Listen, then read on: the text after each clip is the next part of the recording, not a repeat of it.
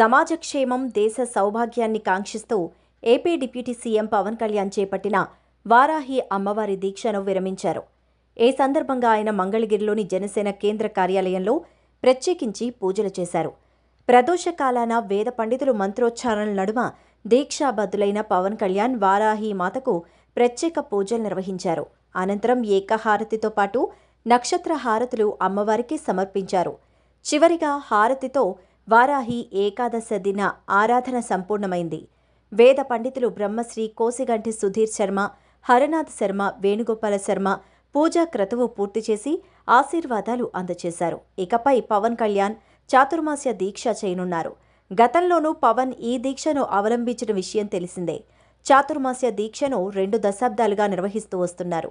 ఈ దీక్ష ఆషాఢం, శ్రావణం, భాద్రపదం, ఆశ్వేజ మాసం కలిసి 4 మాసాల పాటు ఈ దీక్ష కొనసాగుతుందంటూ వెల్లడించారు.